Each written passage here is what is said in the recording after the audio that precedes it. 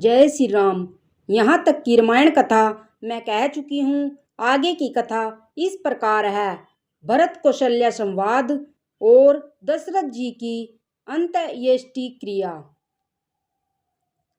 कौशल्या जी मैले वस्त्र पहने हैं, चेहरे का रंग बदला हुआ है, व्याकुल हो रही है, दुख के बोझ से शरीर सूख गया है।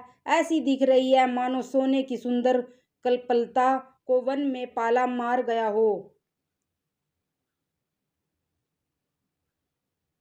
भरत को देखते ही माता कौशल्या जी उठ दौड़ी, पर चक्कर आ जाने से मूर्छित होकर पृथ्वी पर गिर पड़ी। यह देखते ही भरत जी बड़े व्याकुल हो गए और शरीर की सुध बुलाकर चरणों में गिर पड़े। फिर बोले, माता पिताजी कहाँ हैं? उन्हें दिखा दे। सीता जी तथा मेरे दोनों भाई श्री राम लक्ष्मण कहाँ हैं? उन्हें दिखा दे। कि कई जगत में क्यों जन्मी, और यदि जन्मी ही तो फिर बांझ क्यों ना हुई। जिसने कुल के कलंक, अपयश के भांडे और प्रियजनों के द्रोही मुझ जैसे पुत्र को उत्पन्न किया। तीनों लोकों में मेरा समान अभागा कौन है, जिसके कारण हे माता तेरी यह दशा हुई। पिताजी स्वर्ग में हैं और श्री राम जी वन में हैं। केतु के समान केवल मैं ही इन सब अनर्थों का कारण हूँ। मुझे धिक्कार है। मैं बांस के वन में आग उत्पन्न हुआ और कठिन दाह, दुख और दोषों का भागी बना। भरत जी के कोमल वचन सुनकर माता कौशल्या जी फिर संभल कर उठी। उन्होंने भरत को उठाकर छाती से लगा लिया और नेत्रों से आंसू बहाने लगी। सरल स्वभाव वाली माता ने बड़े प्रेम से भरत जी को छाती से लगा लिया, मानो श्री राम जी ही लौट कर आ गए हों। फिर लक्ष्मण जी के छोटे भाई शत्रुघ्न को हृदय से लगाया। शोक और स्नेह हृदय में समाता नहीं है। कौशल्या जी का स्वभाव देखकर सब कोई कह रहे हैं, श्री राम की माता का ऐसा स्वभाव क्यों ना हो। माता ने भरत जी को गोद में बैठा लिया और उनके आंसू पोंछकर कोमल वचन बोली,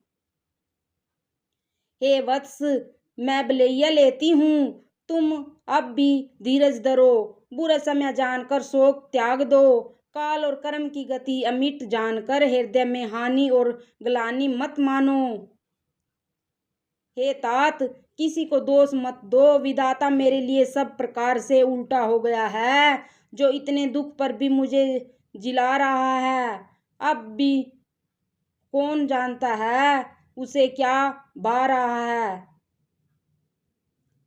हे तात, पिता की आज्ञा से श्री रघुवीर ने भूषण वस्त्र त्याग दिए और वल्कल वस्त्र पहन लिए। उनके हृदय में न कुछ विषाद था न हर्ष। उनका मुख प्रसन्न था, मन में न आसक्ति थी न रोष। सब का सब तरह से संतोष करा कर वे मन को चले। यह सुनकर सीता भी उनके साथ लग गई। श्री राम के चरणों की अनुरागनी वे किसी तरह न रही।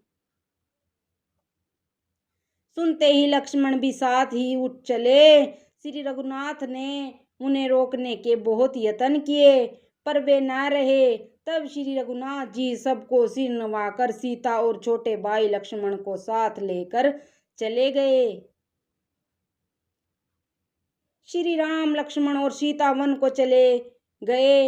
मैं ना तो साथ ही गई और न मैंने अपने प्राण ही उनके साथ भेजे। यह सब इन्हीं आंखों के सामने हुआ तो भी अभागे जीव ने शरीर नहीं छोड़ा।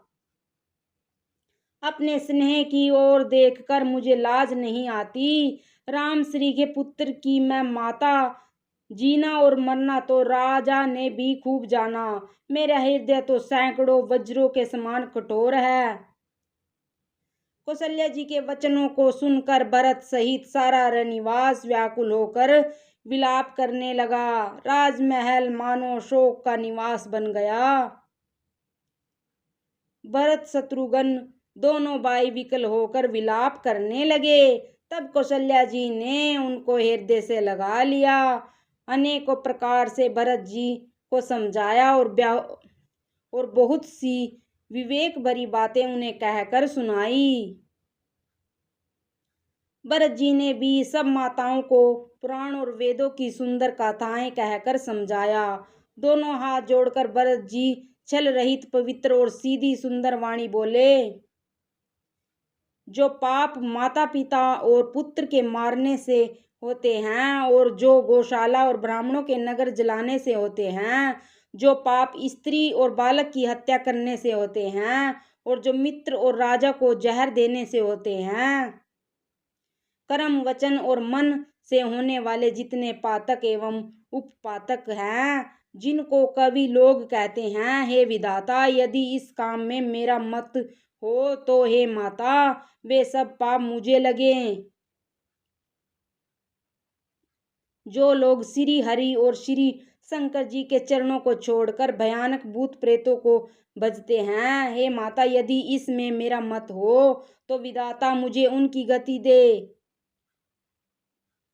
जो लोग वेदों को बेचते हैं, धर्म को धू लेते हैं, चुगलखोर हैं, दूसरों के पापों को कह देते हैं, जो कपटी कुटिल कलह प्रिय और क्रोधी हैं, तथा जो वेदों की निंदा करने वाले और विष्णु धर्म के विरोधी हैं, जो लोभी लपट और लालचियों का आचरण करने वाले हैं, जो पराये धन और पराई स्त्री की ताक में रहते हैं, हे जननी, यदि इस काम में मेरी सम्मति हो तो मैं उनकी भयानक गति को पाऊं। जिनका सत्संग में प्रेम नहीं है, जो अभागे परमार्थ के मार्ग से विमुख हैं, जो मनुष्य शरीर पाकर श्री हरि का भजन नहीं करते, जिनको हरिहर का सुयश नहीं सुहाता, जो वेद मार्ग को छोड़कर वाम मार्ग पर चलते हैं, जो ठग हैं और वेश बनाकर जगत में चलते हैं, हे माता, यदि मैं इस वेद को जानता भी हूं तो शंकर जी मुझे उन लोगों की गति दें। माता कौशल्या जी भरत जी के स्वाभाविक ही सच्चे और सरल वचनों को सुनकर कहने लगी, हे तात, तुम तो मन वचन और शरीर से सदा ही श्री रामचंद्र जी के प्यारे हो। श्री राम तुम्हारे प्राणों से भी बढ़कर प्राण हैं और तुम भी श्री रघुनाथ को प्राणों से भी अधिक प्यारे हो।